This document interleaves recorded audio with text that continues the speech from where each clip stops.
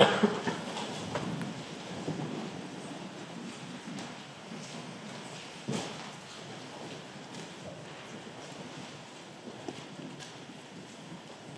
mother's love is meant to be all-consuming, protective, often described in provocative media as limitless, knowing no bounds.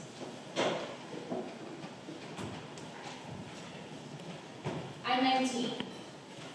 I'm hanging on the window of a locked car with my mother inside, and I'm crying, cold in the January air. She's pulled over on the side of the road of some random street in New Jersey, and she's locked me out because she's mad at me for telling her that sometimes she used to hurt my feelings in high school. I have a light anxiety attack over the possibility she might just take the keys and leave me here for a few hours, and I don't doubt she'll come back if she does, but the thought frightens me. Eventually, the police are called on us. No, sir, everything's fine. Oh, yeah, sure's a crazy cold snap we're having here. Oh, yeah, she's just staying in the car to stay warm. All right, you have a good day, sir. Thanks for checking in. The day ends with us driving home. I don't remember why we were in New Jersey. My mother doesn't remember it ever happening.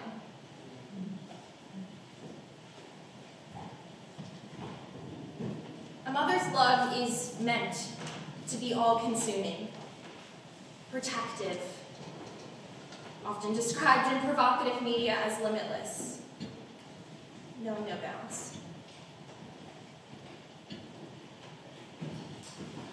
I'm 17, and I'm not exactly sure what I was expecting my mother to say when I got rejected from Harvard, but as I sit crying on the kitchen counter, big gulping sobs racking through my body, I'm glad that she held me. She didn't say much, to be honest, but she told me that everything would be okay. During the college application process, my mother found out a lot about me. She found out I liked women, for instance. That was fun. She didn't mention it much beyond coming into my room one night and asking me if I was bisexual. I tell her, yes. She asked if I'd been hiding it from her. I tell her, yes. She doesn't say much more about it, but she also asks, without fail, every break since then, whether there are any new boys at college that I liked. Mother's love is complicated. I am 16. Disproportionate response is the name of the game. I don't do my laundry, and my mother says that this is the reason I don't have friends.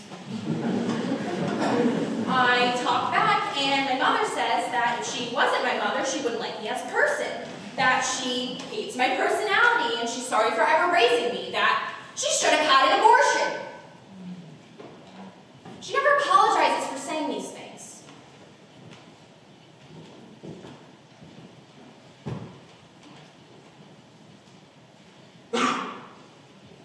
I'm 15. And my mother throws a metal spoon at my face.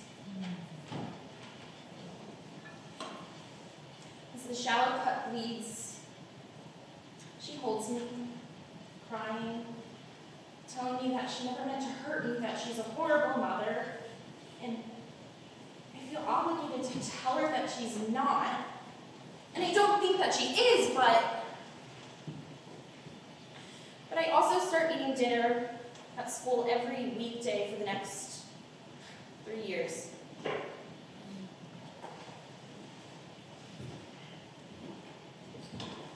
I'm 13 and come home crying.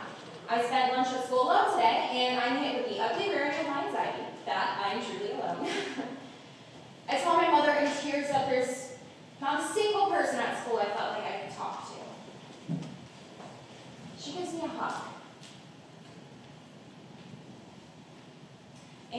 was this information for later. I'm 11. And my mother threatens to crash the car with me in it because I lied about missing volleyball practice. We don't ever talk about this again.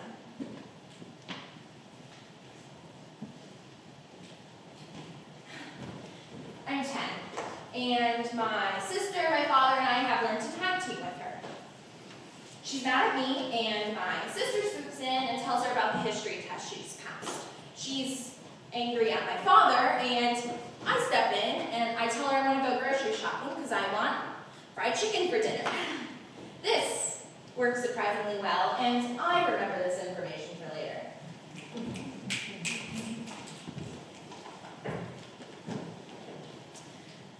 A mother's love is meant to be all-consuming, protective, often described in provocative media as limitless. Knowing no bounds.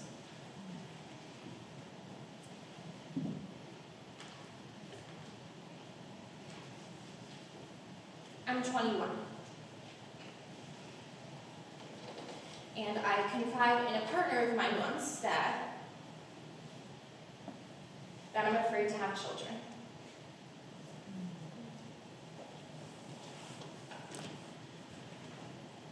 My relationship with my mother is, well, it seems too stupid to call it complicated. I mean, I love her. I can never say I don't love her. The woman who became my mother is an accomplished, trilingual, Chinese immigrant career woman who taught me from day one to love myself, even when no one else would. I doubt she assumed I'd have to tell myself that sometimes at night when we get into a screaming match and she tells me she's taking me out. She retracts the threat like clockwork the next morning, but the words unintentional abuse have been floating through my head ever since I could stomach the face. For every shitty anecdote I share, there's at least 30 others to contradict it. She taught me how to stand up for myself, how to cook. She calls me every week to check in and never fails to tell me about what she thinks of the book I got her for her last birthday. She doesn't know the names of my friends or the clubs I've been in for the past 3 years at Duke, but she knows I love fried chicken, and she tries to make it for me every time I come home from school. Contradiction, contradiction, contradiction. I came up with a theory some years back about how my mother was never really meant to become a mother. Society in the 80s taught a lot of young immigrant women that the path to normality is through familial stability, that they should push to become mothers on top of pursuing a career. There is no beginning, middle, or end to this story. I'm still her daughter. She's still my mother. I'm going home for Thanksgiving, and it will probably be uneventful.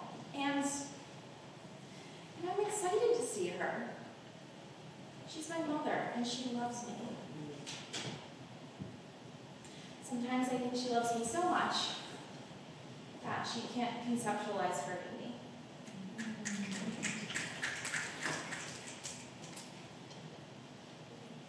A mother's love is meant to be all-consuming, protective, often described in provocative media as